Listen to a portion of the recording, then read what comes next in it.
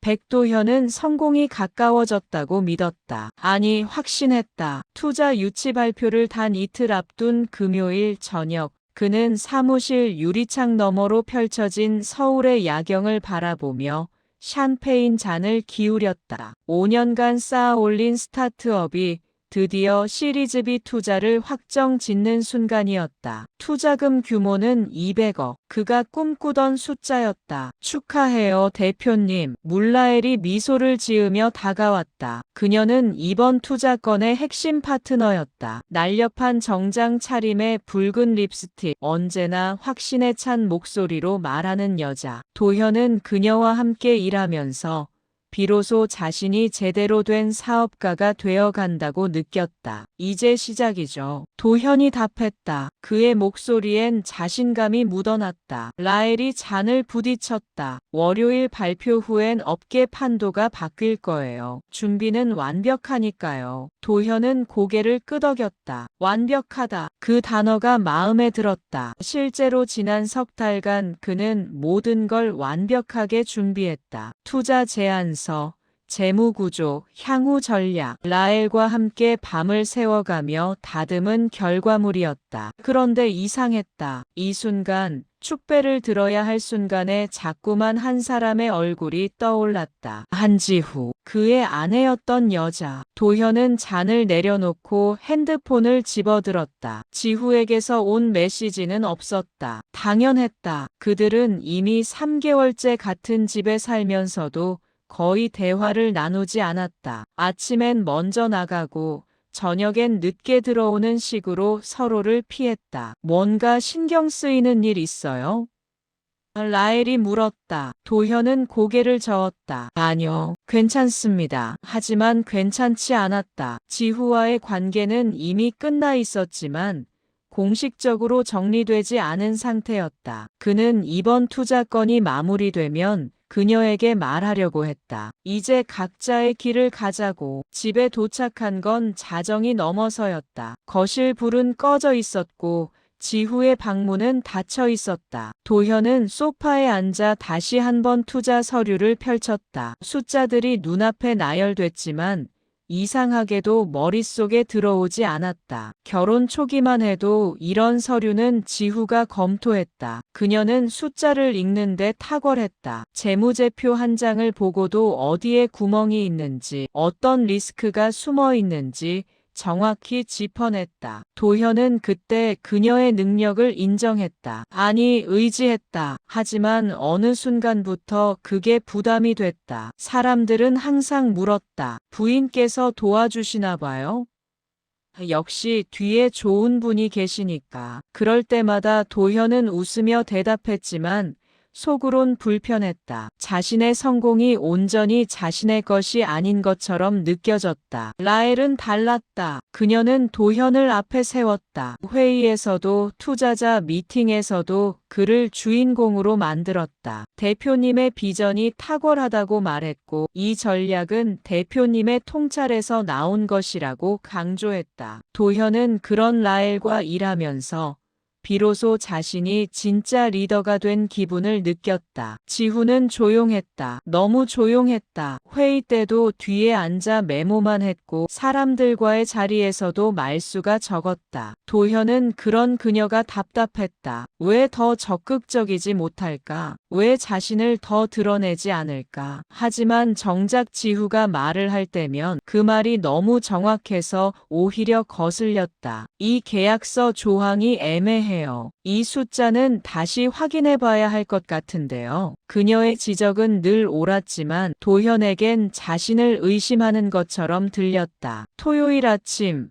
도현은 일찍 일어나 커피를 내렸다. 지후도 곧 나타났다. 그녀는 언제나처럼 단정한 복장에 묶은 머리, 화장기 없는 얼굴이었다. 두 사람은 마주 앉았지만 대화는 없었다. 도현이 먼저 입을 열었다. 지후 씨. 지후가 고개를 들었다. 그녀의 눈엔 어떤 감정도 읽히지 않았다. 월요일 발표 끝나고 우리 얘기 좀 합시다. 도현이 말했다. 지후는 잠시 침묵하다가 고개를 끄덕였다. 알겠어요. 그게 전부였다. 지후는 커피를 다 마시고 자리에서 일어났다. 도현은 그녀의 뒷모습을 바라봤다. 왜인지 모를 불안감이 스쳤지만 곧 고개를 저었다. 이젠 자신의 선택이 옳다고, 이제야 제대로 된 길을 가는 거라고 스스로를 설득했다. 월요일이 왔다. 투자 발표는 성공적이었다. 하지만 계약서에 사인이 들어가기 직전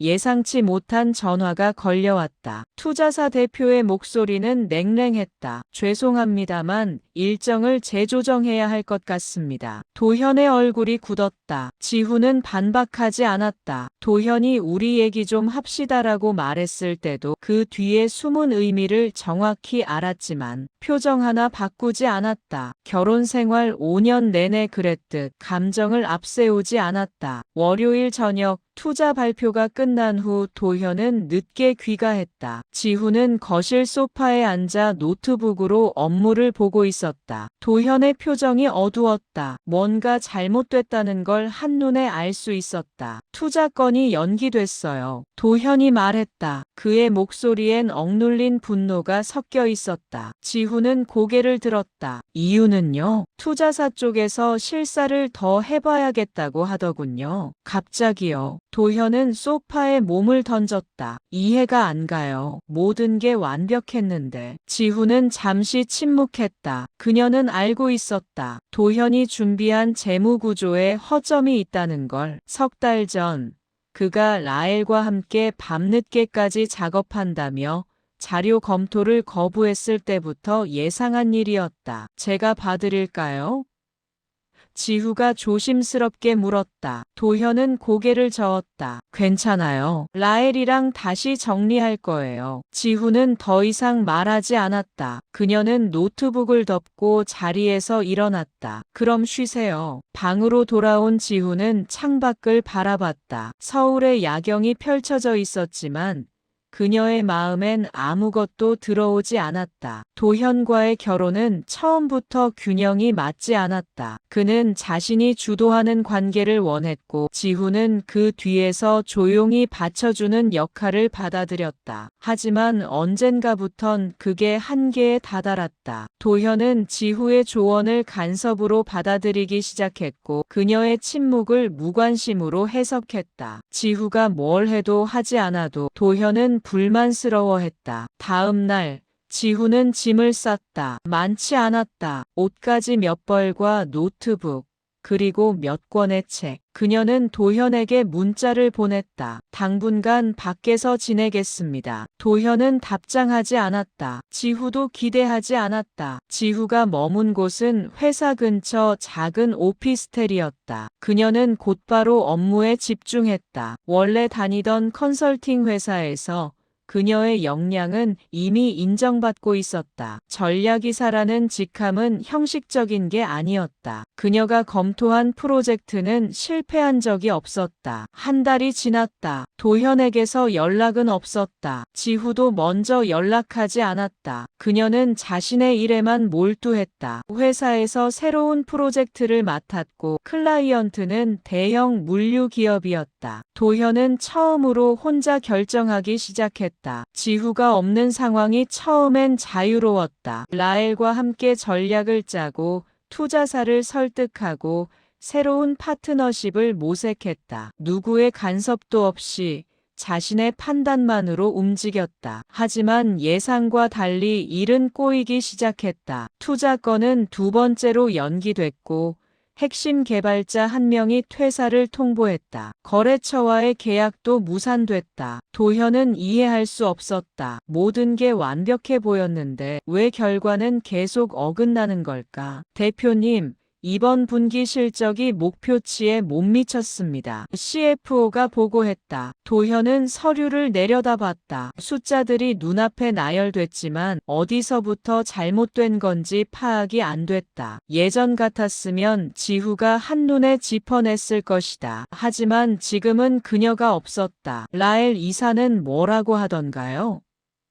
도현이 물었다. 시장 상황 때문이라고 하셨습니다. 도현은 고개를 끄덕였다. 그렇다. 시장 상황. 자신의 잘못이 아니라 외부 요인이다. 그렇게 믿고 싶었다. 석 달이 지나자 파트너들이 하나둘 등을 돌리기 시작했다. 투자사는 계약을 철회했고 협력사는 거리를 뒀다. 라엘조차 점점 회의에 불참하는 일이 잦아졌다. 도현은 밤늦게 사무실에 혼자 남아 숫자를 들여다봤다. 뭔가 잘못됐다. 분명히 잘못됐다. 하지만 뭐가 잘못된 건지, 어디서부터 틀어진 건지 알 수 없었다. 핸드폰을 집어들었다. 지후의 번호가 여전히 저장돼 있었다. 손가락이 화면 위에서 머뭇거렸다. 하지만 결국 전화를 걸지 않았다. 그는 자존심이 허락하지 않았다. 자신이 옳다고, 지후가 없어도 할 수 있다고 믿고 싶었다. 아니, 믿어야만 했다. 문제의 원인은 도현의 판단 미스였다. 투자 유치 과정에서 그가 제시한 재무 전망치는 지나치게 낙관적이었고 리스크 관리 계획은 허술했다. 라엘이 제안한 공격적인 확장 전략은 매력적으로 보였지만 실제 회사의 재무 구조를 고려하지 않은 것이었다. 숫자와 구조를 읽는 눈이 부족했다. 도현은 비전을 제시하는 데엔 탁월했지만 그 비전을 현실로 만드는 구체적인 경로를 설계하는 능력은 약했다. 예전엔 지후가 그 부분을 채워줬다. 그녀는 도현의 아이디어를 실행 가능한 계획으로 바꿔놨고 숨어있는 위험 요소들을 미리 제거했다. 하지만 도현은 그 사실을 인정하지 않았다. 아니, 인정할 수 없었다. 자신의 성공이 누군가의 뒷받침 덕분이라는 걸 받아들이는 순간 그동안 쌓아온 자신감이 무너질 것 같았다. 대표님, 이번 주 급여 지급이 어려울 것 같습니다. CFO가 조심스럽게 말했다. 도현은 고개를 들었다. 뭐라고요? 운영 자금이 바닥났습니다. 예상보다 지출이 많았고 예정됐던 투자금이 들어오지 않아서. 도현은 책상을 쳤다. 그럴 리가 없어요. 제가 직접 확인했는데. CFO는 입을 다물었다. 하지만 그의 표정이 말하고 있었다. 제대로 확인하지 않으셨잖아요. 도현은 라엘에게 전화를 걸었다. 여러 번 신호가 갔지만 받지 않았다. 문자를 보냈다. 급한 일입니다. 연락 주세요. 답장은 오지 않았다. 다음 날 라엘이 사무실에 나타났다. 하지만 예전의 활기찬 모습은 없었다. 대표님, 죄송하지만 저는 이번 달까지만 하겠습니다. 무슨 소리예요? 도현이 물었다. 다른 제안을 받았어요. 더 안정적인 곳이요. 라엘이 말했다. 그녀의 목소리엔 미안함보다 냉정함이 더 많았다. 지금 저를 떠나시겠다는 거예요? 이 상황에서 대표님, 이건 비즈니스예요. 감정으로 할 수 있는 게 아니잖아요. 도현은 할 말을 잃었다. 라엘은 서류 몇 장을 책상에 놓고 나갔다. 인수인계 문서였다. 반면 지후는 이미 다른 자리에서 일하고 있었다. 그녀가 담당한 물류 기업 프로젝트는 성공적으로 마무리됐고 클라이언트는 그녀를 직접 영입하려 했다. 하지만 지후는 정중히 거절했다. 대신 더 큰 그림을 그리고 있었다. 한태성 회장의 딸이라는 사실은 여전히 공개되지 않았다. 지후는 그걸 원했다. 아버지의 이름 없이 자신의 능력만으로 인정받고 싶었다. 결혼할 때도 도현에게 그 사실을 숨겼다. 사랑이 순수하길 바랐기 때문이다. 하지만 이제는 달랐다. 지후는 더 이상 누군가의 그늘에 숨을 필요가 없었다. 그녀는 아버지를 찾아갔다. 아버지, 이사회에 참여하고 싶습니다. 지후가 말했다. 한태성 회장은 딸을 바라봤다. 도현이는 끝났습니다. 지후의 목소리엔 흔들림이 없었다. 회장은 잠시 침묵하다가 고개를 끄덕였다. 알겠다. 하지만 내 이름으로 하거라. 내 딸이기 때문이 아니라 내 능력 때문에 그 자리에 있는 거라는 걸 보여줘야 한다. 그럴 생각입니다. 지후는 회사로 돌아와 사표를 제출했다. 상사는 놀랐다. 왜요? 여기서 파트너 제안도 받을 수 있는데 더 큰 일을 하고 싶습니다. 지후가 답했다. 한 달 후 지후는 한태성그룹 계열사의 이사로 선임됐다. 공식 발표문엔 그녀의 경력과 성과가 상세히 기재됐지만 회장의 딸이라는 사실은 언급되지 않았다. 업계는 술렁였다. 한지후가 누구지? 어떻게 전화위에 이사가 됐지? 지후는 조용히 일을 시작했다. 예전처럼 뒤에서, 하지만 이번엔 자신의 이름으로. 그녀는 시장을 분석했고 경쟁 구도를 파악했고 기회를 찾았다. 도현의 회사도 그녀의 레이더에 잡혔다. 하지만 지후는 아무 말도 하지 않았다. 그냥 지켜봤다. 도현이 어떤 선택을 하는지, 어떻게 무너지는지. 어느 날 밤 지후는 오래된 사진 한 장을 꺼내봤다. 도현과의 결혼식 사진이었다. 그때의 그녀는 웃고 있었다. 진심으로 행복했다. 도현도 마찬가지였다. 하지만 그건 오래전 일이었다. 지후는 사진을 서랍 깊숙이 넣었다. 과거는 과거일 뿐이었다. 도현은 여전히 버티고 있었다. 직원 절반이 떠났고 사무실은 텅 비었지만 그는 포기하지 않았다. 자신이 옳다고 언젠간 증명할 수 있다고 믿었다. 하지만 밤마다 그는 악몽을 꿨다. 숫자들이 무너지고 계약서가 찢어지고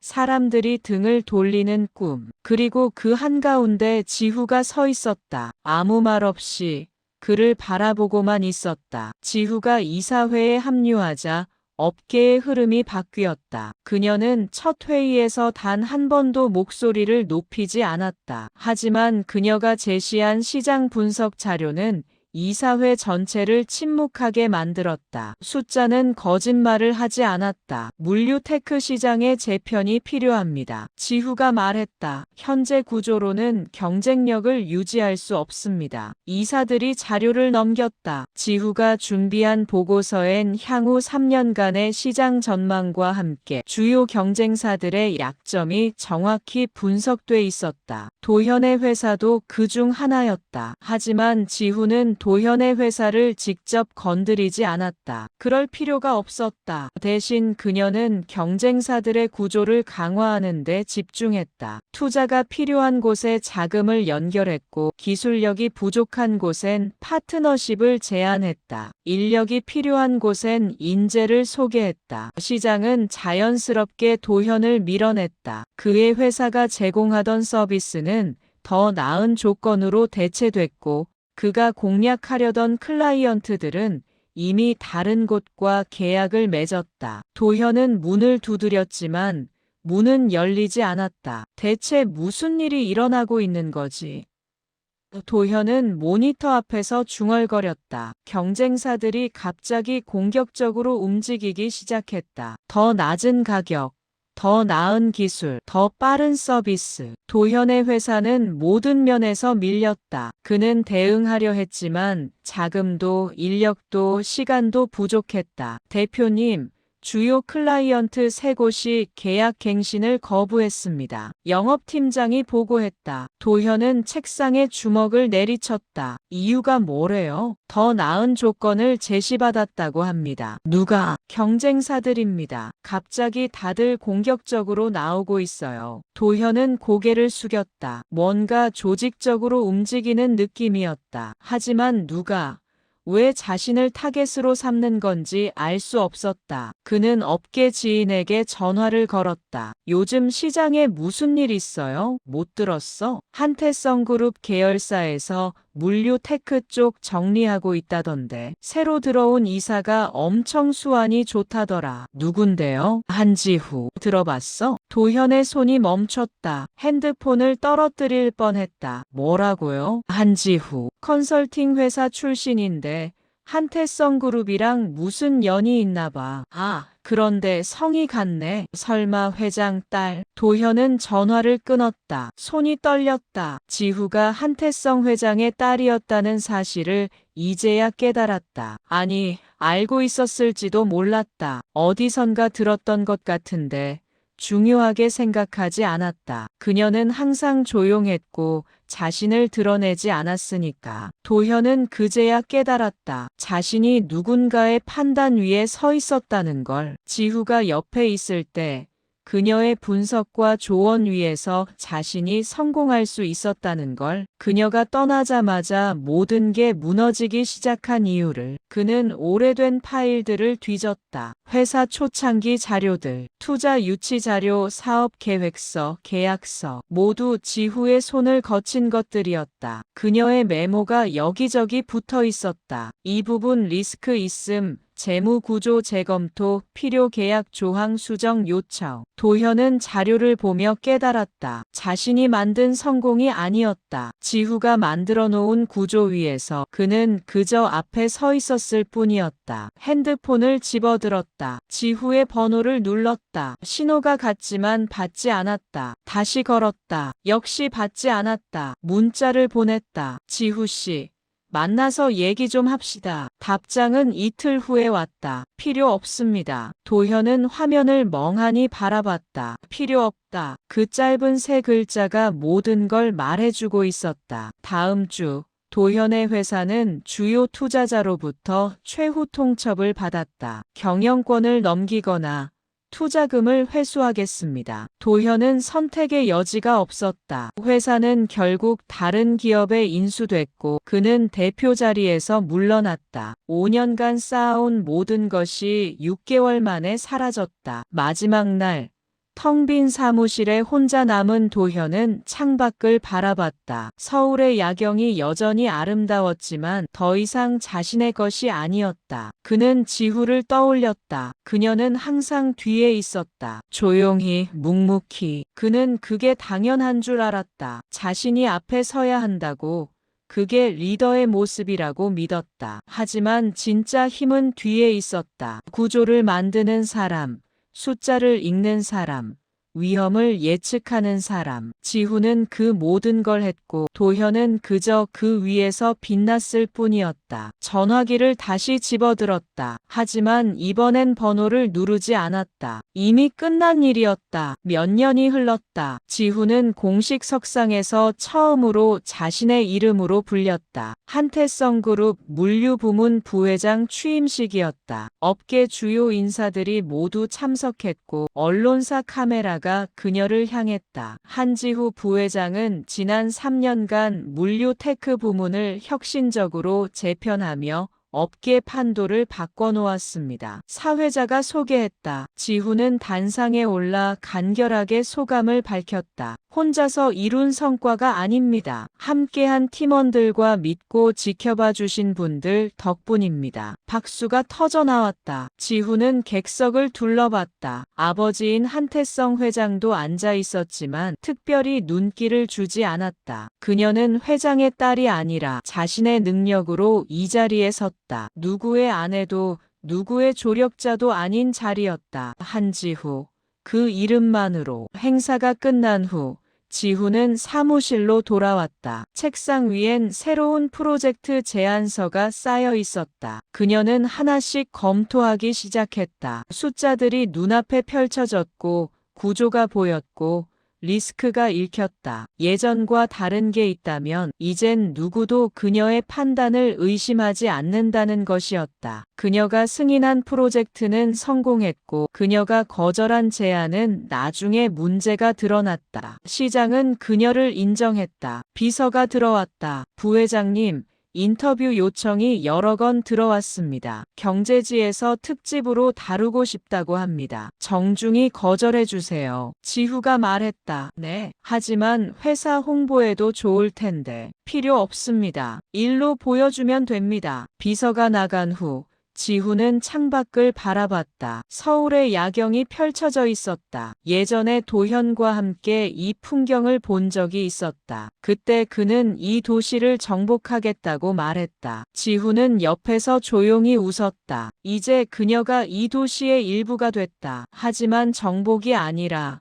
구조의 일부로서 보이지 않지만 중요한 곳에서 묵묵히 자신의 역할을 하는 사람으로. 핸드폰이 울렸다. 모르는 번호였다. 지후는 받지 않았다. 업무 외의 연락은 대부분 거절했다. 개인적인 삶을 최소화했다. 도현과의 이혼 후 그녀는 다시 누군가와 가까워지는 걸 경계했다. 저녁 아버지와 식사 자리가 있었다. 한태성 회장은 딸을 마주보며 물었다. 행복하냐? 지후는 잠시 침묵했다. 모르겠습니다. 후회는 없습니다. 회장은 고개를 끄덕였다. 그걸로 됐다. 내가 선택한 길이니까. 식사를 마치고 돌아오는 길, 지후는 차 안에서 뉴스를 봤다. 경제 뉴스에 자신의 취임 소식이 나왔다. 하지만 그녀는 오래 보지 않고 화면을 껐다. 도현은 그 뉴스를 보지 않았다. 볼 필요가 없었다. 그는 이미 지후가 어디로 갔는지,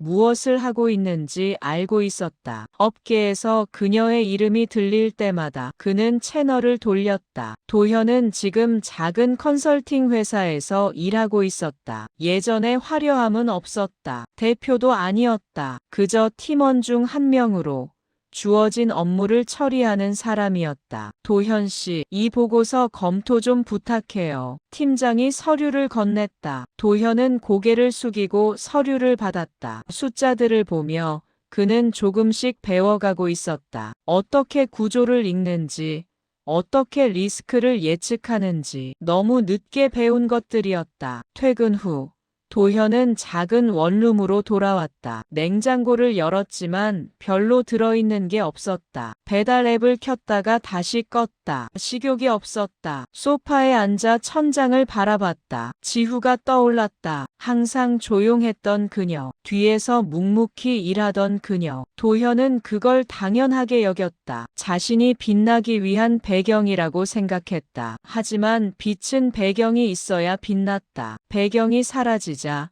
빛도 사라졌다. 잃은 것은 사랑이 아니었다. 도현은 지후를 사랑했지만 제대로 사랑하지 못했다. 그녀의 가치를 몰랐고 그녀의 역할을 과소평가했고 그녀의 존재를 당연하게 여겼다. 잃은 것은 스스로를 과대평가한 대가였다. 도현은 자신이 특별하다고 믿었다. 자신의 비전과 열정만으로 충분하다고 생각했다. 하지만 비전은 구조가 받쳐줘야 현실이 됐고 열정은 냉철한 판단과 함께해야 지속 가능했다. 도현은 핸드폰을 집어들었다. 지후의 번호는 이미 삭제했지만 여전히 외우고 있었다. 하지만 전화를 걸지 않았다. 이미 끝난 일이었고 돌아갈 수 없었다. 창밖으론 비가 내리기 시작했다. 도현은 창문을 열었다. 빗소리가 방 안으로 들어왔다. 그는 눈을 감고 소리에 귀를 기울였다. 지후는 지금쯤 무얼 하고 있을까? 아마도 여전히 일하고 있을 것이다. 숫자를 보고 구조를 분석하고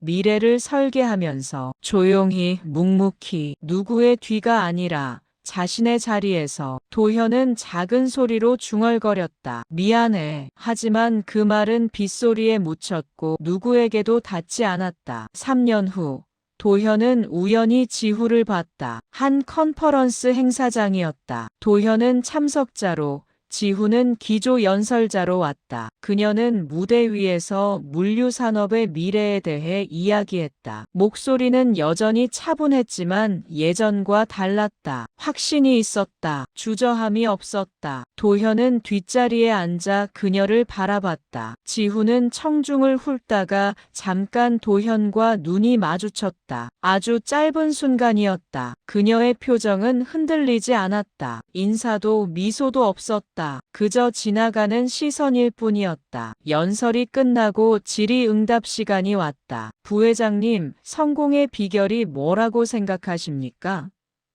누군가 물었다. 지훈은 잠시 생각하다 답했다. 제자리를 아는 것, 그리고 그 자리에서 최선을 다하는 것. 혼자 하기 어려웠던 순간은 없으셨나요? 있었습니다. 하지만 혼자였기 때문에 오히려 명확해졌습니다. 제가 무엇을 해야 하는지. 박수가 터져 나왔다. 도현은 박수를 치지 않았다. 그저 가만히 앉아 있었다. 행사가 끝나고 사람들이 빠져나갈 때 도현은 자리에 남았다. 지후가 스태프들과 이야기하는 모습이 보였다. 그는 다가갈까 망설였다. 하지만 결국 일어나지 못했다. 지후가 먼저 움직였다. 그녀는 도현이 있는 쪽으로 걸어왔다. 하지만 그를 향해서가 아니었다. 출구 쪽으로 가는 길이 그쪽이었을 뿐이었다. 두 사람의 거리가 좁혀졌다. 지후가 도현 옆을 지나쳤다. 도현이 입을 열었다. 지후씨. 지후가 멈춰섰다. 돌아보지 않았다. 잘 지내시는 것 같아서 다행입니다. 지후는 잠시 침묵했다. 그리고 천천히 고개를 돌렸다. 두 사람의 눈이 마주쳤다. 도현 씨도. 지후가 말했다. 잘 지내시길. 그게 전부였다. 지후는 다시 돌아서서 걸어갔다. 뒤돌아보지 않았다. 도현은 그 자리에 서서 그녀의 뒷모습을 봤다. 예전엔 항상 자신의 뒤에 있던 모습, 이젠 멀어져 가는 모습. 그는 작게 웃었다. 쓸쓸한 웃음이었다. 잘 지내고 있습니다. 지후씨. 당신만큼은 아니지만. 도현은 회장을 나왔다. 지하철역으로 걸어갔다. 예전엔 운전기사가 있었지만 이젠 대중교통을 이용했다. 불편하지 않았다. 오히려 익숙해졌다. 전철 안에서 핸드폰을 봤다. 회사 메신저에 내일 회의 안건이 올라와 있었다. 도현은 자료를 미리 검토하기 시작했다. 숫자를 보고 구조를 파악하고 질문을 메모했다. 예전의 자신이었다면 대충 넘겼을 것이다. 누군가 정리해주겠지.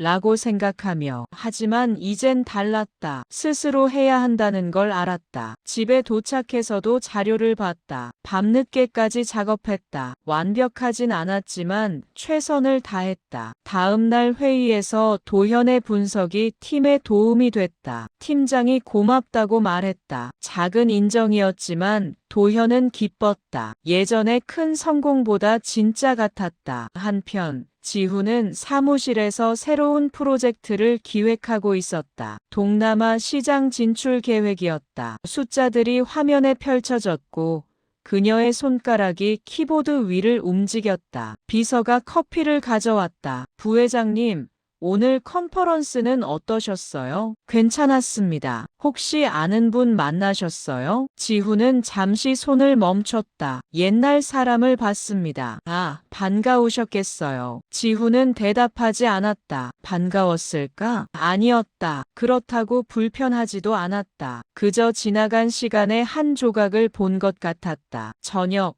지후는 혼자 저녁을 먹었다. 예약한 레스토랑. 창가 자리, 와인 한 잔을 시켰다. 웨이터가 물었다. 혹시 누구 기다리세요? 아니요, 혼자입니다. 아, 죄송합니다. 지후는 괜찮다는 듯 미소 지었다. 혼자라는 게 외롭지 않았다. 오히려 편했다. 누구에게 맞출 필요도, 눈치 볼 필요도 없었다. 식사를 마치고 나오는 길.